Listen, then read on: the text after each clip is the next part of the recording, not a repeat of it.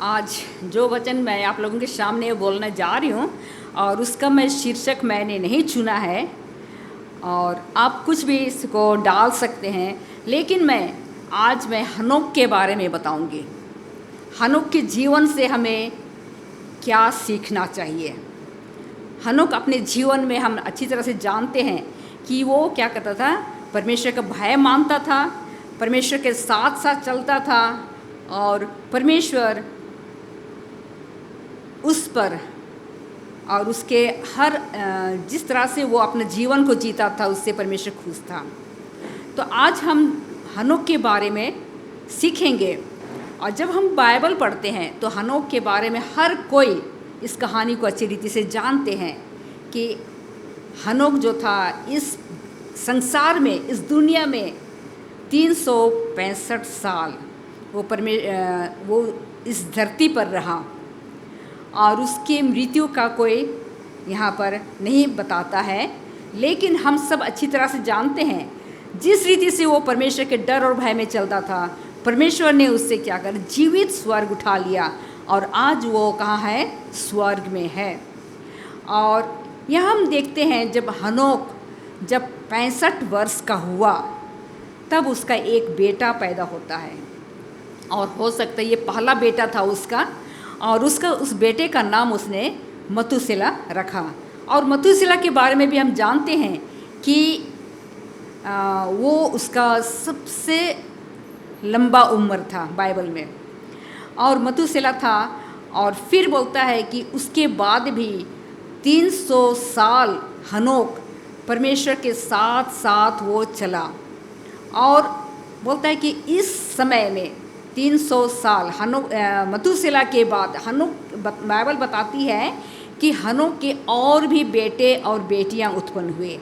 और यहाँ उनका संख्या तो नहीं दिया है, लेकिन बाइबल ये बताता है कि उसके और भी बेटे बेटियां उत्पन्न हुए।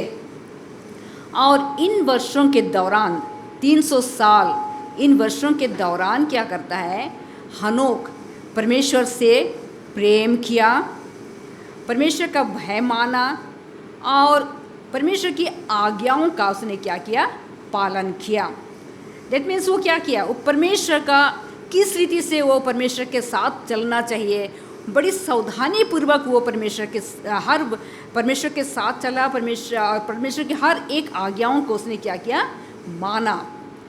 और बोलता है कि जब हनोक जीवित था इस समय जब 300 साल के दौरान, कहता है कि उस समय भी उसके चारों ओर इतनी भ्रष्टता होने के बावजूद भी वो परमेश्वर के साथ साथ चलता रहा। जैसा आज हम जब देखते हैं हमारे चारों ओर बहुत ही बुराइयां हैं, भ्रष्टता बढ़ गई है ना, इसी तरह से उस समय भी ऐसा ही था। और लेकिन हनोक उस ऐसा समय में भी वो परमेश्वर के साथ साथ चलता रहा। और कहता है यदि हनोक उस भ्रष्टता के बीच परमेश्वर के साथ साथ जब चलता रहा, तो आज हम लोग इस युग में परमेश्वर के साथ क्यों नहीं चल सकते हैं। जैसा आज हम हैं वैसे ही हनोक के समय में भी था। जब ऐसा बुराई के समय में भी इतनी भ्रष्टता बढ़ गई थी, परमेश्वर के साथ साथ हनोक चलता था, तो आज हम क्यों नहीं चल सकते हैं, ज़रूर चल सकते हैं परमेश्वर के साथ। जब हनोक हमारी तरह ही क्या था, वो एक इंसान था, पापी इंसान था, लेकिन वो परमेश्वर के साथ साथ चलता था और उसने परमेश्वर को, उसकी आज्ञाओं को मानने के द्वारा क्या किया, परमेश्वर को खुश किया। तो आज हम भी वही चीज़ हम कर सकते हैं, लेकिन आज हम क्यों नहीं कर सकते। हनोक ऐसी हालत में हनोक एक धर्मी जीवन यानी धार्मिक चरित्र का क्या किया, विकास किया। और उसका नतीजा ये हुआ कि वह मृत्यु को बिना देखे वो स्वर्ग उठा लिया गया। कितना अच्छी बात है ना। वो कभी भी उसके जीवन में दुख, तकलीफ, परेशानी सब कुछ आई, हर तरह से बुराई और भ्रष्टता होते हुए भी उसने क्या किया, परमेश्वर के साथ साथ चला और परमेश्वर को खुश किया और वो मृत्यु को बिना देखे वो स्वर्ग उठा लिया गया। और वचन आज हमें ये बताती है कि जब प्रभु यीशु मसीह का दूसरा आगमन होगा, उस समय भी कुछ ऐसे लोग होंगे जो मृत्यु को बिना देखे वे भी प्रभु यीशु मसीह के साथ स्वर्ग उठा लिए जाएंगे। ये हनोक का जो अनुभव था, ये हमारे लिए भी हो सकता है यदि आज हम भी हनोक की तरह अपना जीवन को जिए, परमेश्वर को अपने चरित्र के द्वारा पवित्र चरित्र गठन करते हुए अगर हम परमेश्वर को खुश करते हैं, यानी कहने का मतलब अगर हम उसकी आज्ञाओं को मानना और उसके साथ अपना संगति बनाए रखना और हर तरह से हर कोशिश करें, हर बुराई से, हर बुरी बातों से हम अपने आप को दूर रखें, शैतान की परीक्षाओं से अगर हम अपने आप को दूर रखें हनोक की तरह, तो हम भी क्या कर सकते हैं, जीवित स्वर्ग उठा लिए जा सकते हैं। और हम जानते हैं प्रभु यीशु मसीह का आगमन ज़्यादा दूर नहीं है। आज हम चारों ओर जब हम देखते हैं बहुत सारे ऐसी बातें हो रही है, तो हमें क्या करना है, कोशिश करना है कि जिस रीति से हनोक परमेश्वर के साथ चला, तो हम भी कोशिश कर सकते हैं कि परमेश्वर के साथ साथ हम चलें। हमारे उद्धारकर्ता ने हमें बताया है कि अंतिम समय या अंतिम दिनों में क्या क्या होगा। हर चीज़ अगर हम देखते हैं, मत्ती 24 अध्याय अगर हम पढ़ते हैं, उसमें बहुत सारे चर्चाएं हैं। चेलों ने यीशु मसीह से क्या कहा कि तेरे आने का आगमन का क्या चिन्ह होगा, उसमें बहुत सारे उन्होंने उनको चेलों को बताया। और जैसे जैसे ऐसी बातें जब आज हम देखते हैं, चारों तरफ लड़ाई झगड़ा और बहुत सारी बातें हो रही है, तो हम क्या जान सकते हैं कि प्रभु यीशु मसीह का आगमन बहुत ही करीब है। तो यहाँ कहता है बाइबल हमें ये क्या बताता है, हमारा उद्धारकर्ता हमें क्या बताता है कि अधर्म बढ़ जाएगा, अधर्म बढ़ जाएगा। बहुत सारे लोग क्या करेंगे, उस विश्वास से क्या हो जाएंगे, भटक जाएंगे, विश्वास में कमज़ोर हो जाएंगे और वो परमेश्वर से दूर हो जाएंगे, अधर्म बढ़ जाएगा। लेकिन आत्माएं जो ईश्वर की आत्मा के प्रभाव के लिए खुली हैं, उन्हें पतित युग के भ्रष्टाचार का सामना करने के लिए परमेश्वर क्या देगा, शक्ति देगा, ताकत देगा। तो हमें क्या करना है, जब कभी भी हम ऐसी बातें अपने जीवन में देखते हैं, हमें क्या करना है, परमेश्वर के निकट जाना है, उससे हमें प्रार्थना करना है, उससे हमें सहायता मांगना है। जब हम पुराने समय में अगर चले जाते हैं, बाइबल में हम देखते हैं तो क्या कहता है, इजराइलियों का जीवन में देखो, उनके जीवन में कितनी ऐसी प्रॉब्लम्स जो आई थी और वो घबरा जाते थे, परेशान हो जाते थे, लेकिन जो परमेश्वर से दूर हो जाते थे, लेकिन परमेश्वर कभी भी अपना हाथ पीछे नहीं हटाया। जब कभी भी उन्होंने परमेश्वर को पुकारा, परमेश्वर अपना दाहिना हाथ बढ़ा करके उनको क्या किया, संभाला। तो आज भी हम भी वैसे ही कर सकते हैं। आज भी जब कभी भी हम विपत्ति में पड़ते हैं, किसी प्रॉब्लम में पड़ते हैं, हम जहाँ से हम निकल नहीं सकते, वहाँ से भी अगर हम परमेश्वर को पुकारते हैं, परमेश्वर हमें क्या करेगा, हमें बाहर निकालेगा और वो शक्ति, वो ताकत, वो सामर्थ हमें देगा और हमें उन सब से क्या करेगा, हमें उबारेगा। और बोलता है कि हनोक जब कभी भी किसी उलझन और समस्या में होता था, वो क्या करता था, हमेशा परमेश्वर से प्रार्थना करता था। जब कभी भी समस्या, जब कभी भी उलझन या कोई भी विपत्ति या प्रॉब्लम उसके जीवन में आता था, वो कहीं इधर उधर नहीं जाता था, लेकिन वो परमेश्वर के पास जाता था और वो क्या करता था, प्रार्थना करता था। और बोलता है कि उसकी प्रार्थनाएं, उससे प्रार्थना बनाए रखने के लिए परमेश्वर तक उसकी प्रार्थना पहुंचती थी। इसका इतना विश्वास था कि मैं अगर आज प्रार्थना करता हूं परमेश्वर के पास, तो परमेश्वर मेरी प्रार्थना को सुनेगा और मुझे क्या करेगा, संभालेगा। तो हम भी यही कर सकते हैं। कभी भी ना सोचें कि हम इतना प्रार्थना करते हैं, परमेश्वर मेरी प्रार्थना क्यों नहीं सुनता है ना।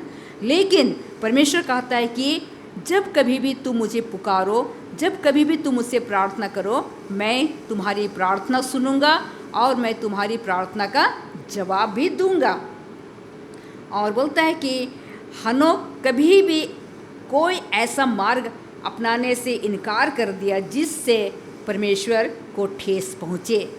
तो हमें भी कोशिश करना चाहिए कि हम हमेशा कभी भी, हम जानते हैं बहुत सारी ऐसी बातें, बहुत सारे ऐसे काम जब हम करते हैं तो हम जानते हैं कि हम जो कुछ भी क्या कर रहे हैं गलत कर रहे हैं। तो ऐसे गलत काम ना करें जिससे परमेश्वर को ठेस पहुँचे। और हनोक यहोवा परमेश्वर से हमेशा परमेश्वर यहोवा को अपने सामने रखा और वो हमेशा परमेश्वर से यही प्रार्थना करता था, हे यहोवा अपना मार्ग मुझे दिखा, मेरे विषय में तेरी मर्जी क्या है। हम क्या करते हैं, कभी कभी अपनी मर्जी अपनी इच्छा को हम पूरा करना चाहते हैं, लेकिन सब बातों को हमें परमेश्वर के सामने रखना है कि परमेश्वर आपकी मर्जी, आपकी इच्छा मेरे जीवन के लिए क्या है। और कहता है कि मैं तेरा सम्मान करने के लिए क्या करूं, मैं तेरा आदर सम्मान करने के लिए क्या करूं।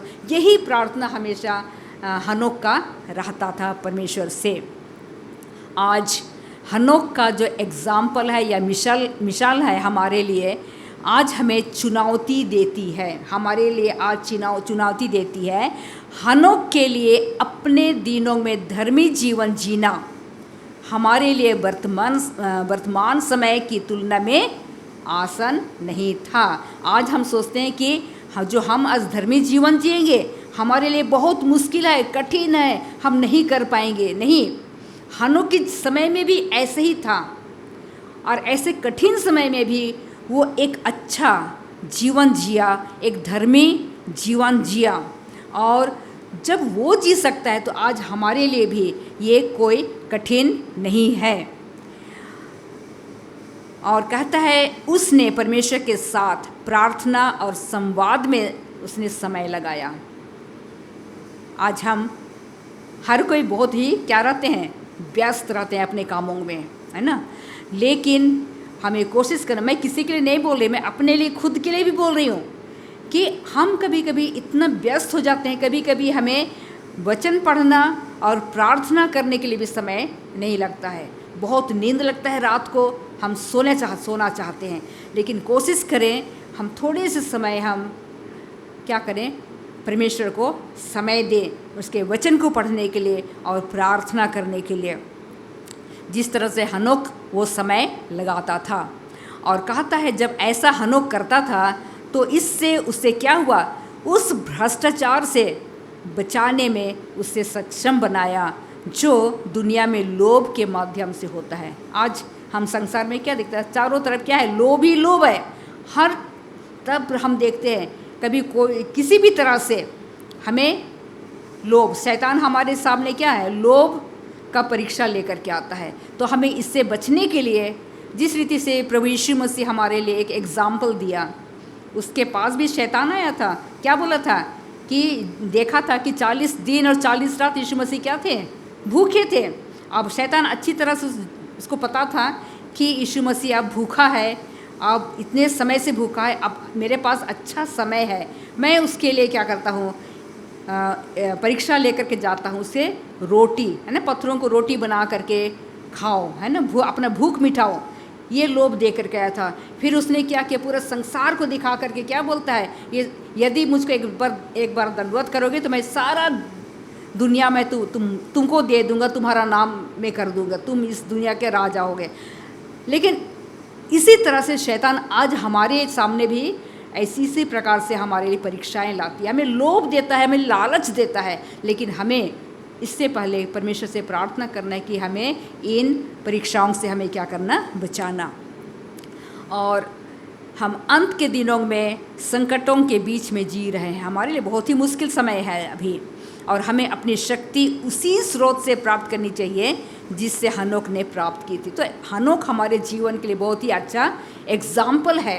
जब कभी भी हमारे सामने ऐसे कठिन समय आएंगे, हम हमेशा अपने जीवन में क्या करें, अपने दिमाग में हम किसको सोचें, हनोक को सोचें। क्योंकि जिस तरह से आज मेरे सामने ऐसी परीक्षाएं हैं, जिस हालत से हम आज गुजर रहे हैं, वही हालत हनोक का भी था। लेकिन वो कभी भी इन सारे परीक्षाओं में वो नहीं पड़ा, परमेश्वर से कभी वो दूर नहीं हुआ और हर समय वो परमेश्वर को अपना सहायक बनाया और उसे हम प्रार्थना किया। तो आज हमें भी उससे बहुत अच्छा एग्जाम्पल हमें लेना चाहिए।